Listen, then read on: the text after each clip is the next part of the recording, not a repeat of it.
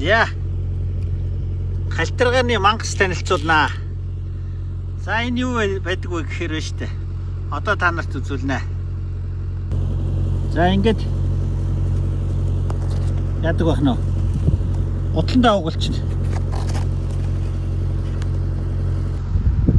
За ингээд гутландаа угалчаар өвөл ямар ч халтаргаанд аргашаа савж унахгүй.